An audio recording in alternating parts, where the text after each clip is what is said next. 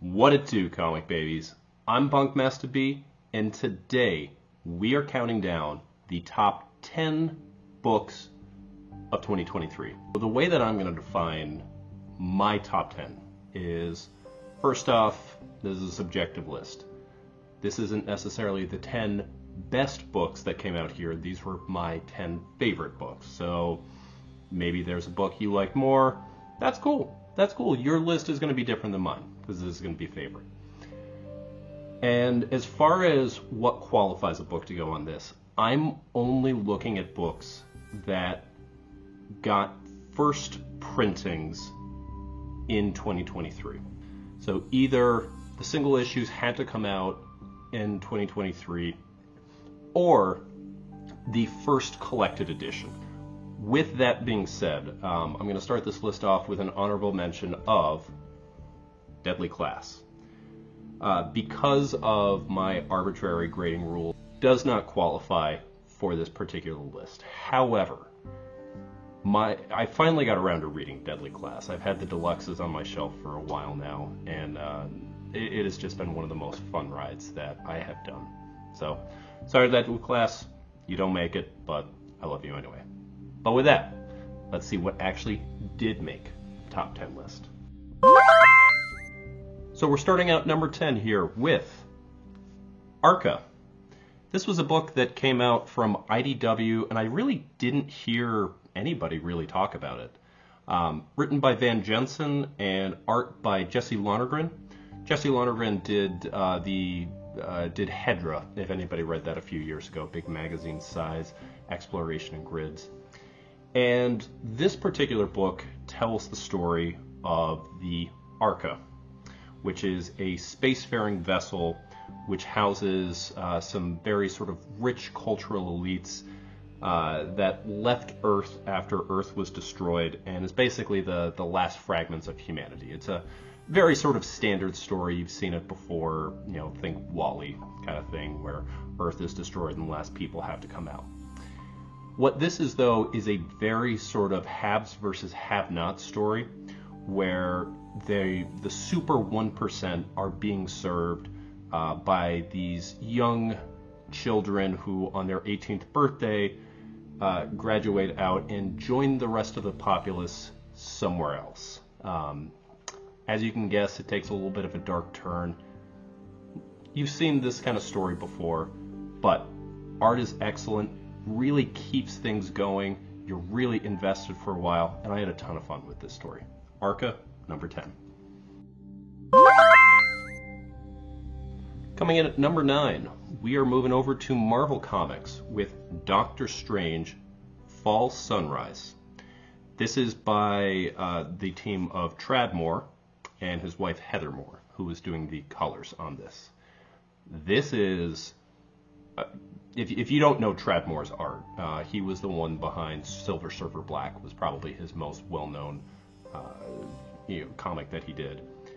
It is very sort of 60s psychedelic inspired and tells the story of Doctor Strange sort of being trapped away. He sets off and ends up being imprisoned in this faraway land. And it's not sort of the over-the-top, superpowered Doctor Strange that we see, but it is a newer Doctor. And really, it's just an excuse to see Tradd Moore just draw these amazing alien landscapes. The art in this book is incredible. The story of Doctor Strange is almost sort of a fallback.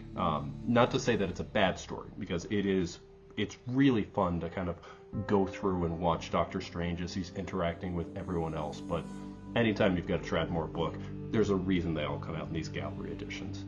Tradd Moore art in Doctor Strange Fall Sunrise, number 9. Coming in at number 8, we have the most fun I had with a comic book this year, and that is Teenage Mutant Ninja Turtles Mighty Morphin Power Rangers, number 2. Written by Ryan Parrott, who, for my money, is the best Power Rangers writer that we've had. He started out on Go-Go Power Rangers, and then took over the main series with Necessary Evil, and the amazing art chops of Dan Mora. This is just, the sandbox in the 1990s that every kid had. You were playing with your Power Rangers, you were playing with your Ninja Turtles, and they made a comic of it. This book is so much fun. It's got a ton of heart. There's one scene in particular with Zordon and Master Splinter talking about sort of what they owe their children, the burden that fathers place on them that was really, really poignant. But mostly it's just an excuse to see awesome Dan Mora art depicting amazing action, getting to see Power Rangers become Turtles, getting to see Turtles become Power Rangers. You get to see villains team up. It is the absolute most fun. And this series had some of the best covers all year. Look at this amazing Teenage Mutant Ninja Turtles #1 homage that they did with the Power Rangers. Incredible stuff. So much fun. TMNT MMPR, number 8. Coming in at number 7, and I think I'm cheating a little bit according to my rules, but I'm going to explain why, is Cosmic Detective. Written by Jeff Lemire and Matt Kindt, with the art by the amazing David Rubin. This tells a intergalactic crime story, very clearly influenced by Blade Runner, kind of that cyberpunk aesthetic, very clearly influenced by Jack Kirby. Really fantastic setting, fun mystery story of kind of a one man who has to set out and find the truth that's being hidden from him. And all the while, it's got David Rubin's art, who is one of my favorite people working. If you read Ether, you already know how good it is, and you already know how good the team of Matt Kindt and David Rubin is. So just add in Jeff Lemire, it's that good. The reason I say I'm cheating a little bit here is that 2023 was the first mass market edition of Cosmic Detective. This book started as a Kickstarter that came out originally in 2021, but if you didn't back the Kickstarter, you couldn't have the book. Image printed this trade paperback this year, so this was the first time that I got to read this story, and many others, and I can't tell you how fantastic this book is. Again, read it for the art, read it for the story, just read it. Coming in at number 6 is Gotham City Year 1. This is a collaboration from Tom King. If you're watching this video, you already have a strong feeling about Tom King. This book is probably not going to change your opinion. If you love Tom King, like I do, you're going to love this story.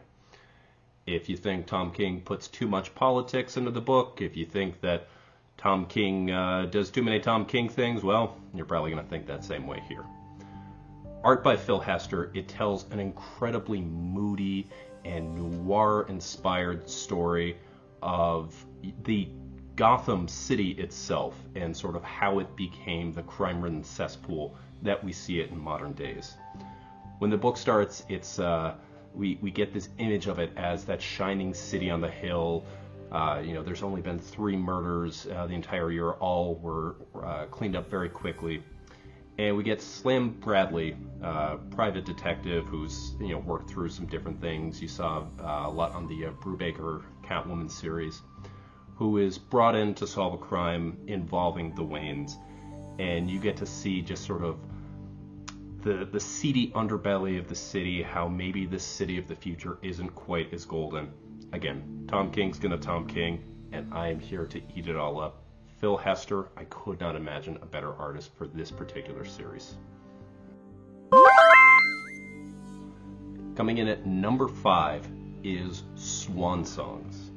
This is an anthology series written by W. Maxwell Prince and a series of different artists that come in and tell a standalone story about the end of blank. Every issue is a different kind of end. So the first issue is done with Martin Simmons from Department of Truth fame about the end of the world.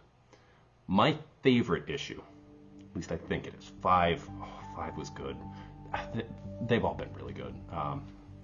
Was issue number 2, which tells the end of a marriage.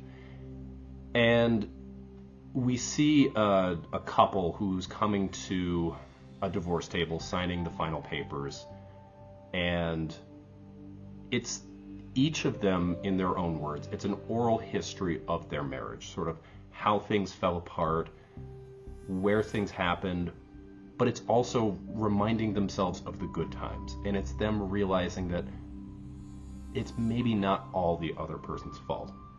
And of course, because it's a W. Maxwell Prince book, it can't just be as straightforward as that. So the twist in this particular issue is, in addition to dividing up their assets, they're also locked in combat in memoriam, and we get all different art styles of them fighting, and each one coming out on top one time or the other. We get a Jack Kirby space battle, we get a samurai sword showdown. It is just such a fun book interspersed with these really emotionally charged moments. Every issue is standalone, every issue is a different artist that you probably love. This one is Caspar Wingard. As mentioned before, we had Martin Simmons. The issue number 3 had Felipe Andrade from Many Deaths of Layla Starr. It's a fantastic series. More people need to be reading this one. Honorable mention also goes out to Art Brut, also from W. Maxwell Prince and regular compatriot Martin Morazzo.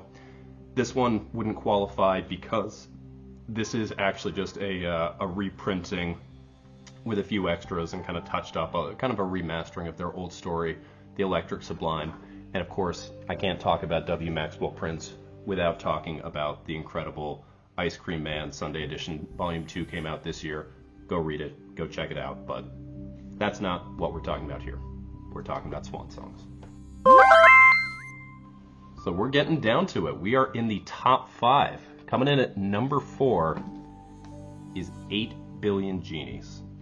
Written by the team of Charles Soule and Ryan Brown. This is a book I did not expect to like. This is very much kind of like a premise book. So the whole idea is that as soon as the human population gets to 8 billion people, everybody on Earth, all at once, gets their own genie, who grants them one wish and then disappears out. And it's sort of about the absolute catastrophe that happens to Earth from all of that. This book was super, it was selling out, it got optioned to Amazon, and I'm not typically a Ryan Brown fan. So I kind of thought this probably wasn't for me. Just all the hype, probably wouldn't live up to it. And that team, boy, was I wrong. There is so much heart in this book. There is a wonderful character story that follows a group of characters that start out all together in a bar and spread out. We get to see them on through the many years. We get to see some who use their wishes, some who don't, who hold on to them. It's a fantastic book with, I think, an absolutely beautiful ending that lived up to the hype. 8 Billion Genies, number 4. Coming in at number 3 is a book that's probably going to be book of the year for a lot of people, and that is Superman Space Age by the team of Mark Russell and Michael Allred. Mark Russell is someone that I think of as the king of comic satire right now. He's written some of my absolute favorite books that have come out recently in the humor genre, and I wasn't necessarily sure how this one was going to go. Boy, it went well. Telling the story of sort of tying in Crisis on Infinite Earths, where Clark Kent finds out that the Anti-Monitor is coming, that basically the Earth, and not just the Earth, but the entire universe that he knows is doomed in about 30 or so years. We get to see the progression of the DC universe through the decades. We get to see how Clark chooses to spend that time, what he chooses to do, and we see sort of a reinvigoration of a lot of the other characters around the periphery. It rings very, very much true of New Frontier. It seems very inspired by sort of that idea, but it very much is its own thing. It tells a beautiful story, it tells a heartbreaking story, really speaks very true to all of the characters. I mean, there's a part where both Batman and Superman have to discuss how they would answer the classic philosophical or ethical quandary, the trolley problem, and both of them give answers that ring very, very true to themselves. Excellent book, just didn't quite make it there for me, but Superman Space Age, excellent. Coming in at number 2, you all expected it was going to be here. Do a Powerbomb by Daniel Warren Johnson. This is telling the story of wrestling and family coming in all together. Starts out, little girl watches a wrestling match for her mom. Flash forward a few years later, she's trying to make it in the indie circuit as a wrestler herself. Can't really make a go of it, has a strained relationship with the rest of her family. Can't really get into too many specifics, but it's a Daniel Warren Johnson story. You know you are going to get some of the most over-the-top action sequences around. I happen to be a wrestling fan, so I had no problem stepping into this, but everybody I know who has read this book, most of them were not wrestling fans, and they said, you know what? I was so into this book, I was so there, because it's Daniel Warren Johnson. You know you are going to get the best action sequences in American comics right now, mixed in with the kind of heartfelt storytelling that Daniel Warren Johnson brings to all of his projects.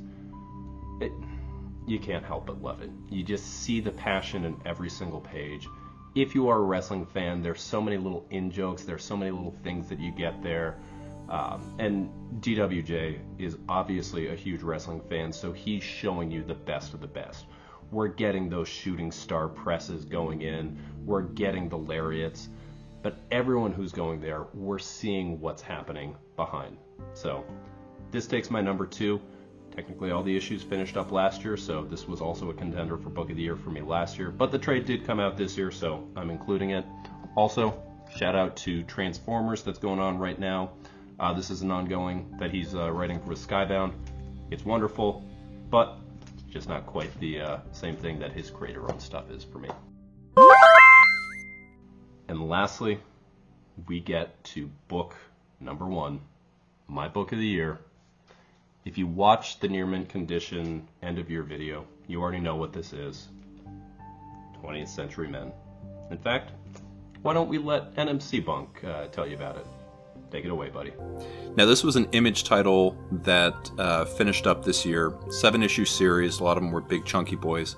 Written by Dennis Camp, with art by S. Morian, or Stepan Morian. It tells an alternate story of the proxy war that happened in Afghanistan between the United States and the Soviet Union, but recasts the conflict as if both nations were led by actual superpowered humans, not just world superpowers. And you get this sort of realpolitik from both of those sides, but really kind of keeps a focus on the Afghan people who get caught in the crossfire with both of them. It is a wonderful political story. It is a heartbreaking tale of the normal people, whether they be the civilian grunts, whether they be the journalists capturing the war, or just the normal citizens who are trying to live their life that get caught up through war. Fantastic book. Can't recommend this enough. Thanks again. And that's it. Those were my 10 favorite books of the year. It was very, very difficult to narrow this list down. There were so many other books that I could have put on. There were so many books that I haven't read yet, but I think probably if I had, would have had a chance to crack this top 10. That's my list, but I want to hear from you guys. What were your favorite reads of the year? What did you think of my list? Do you agree with me? Did you hate it? Are you so angry about it and you want to tell me why? Any of them, let me know down below. But with that, I've been Bunkmaster B. You all have been amazing, and I'll catch you later. See ya.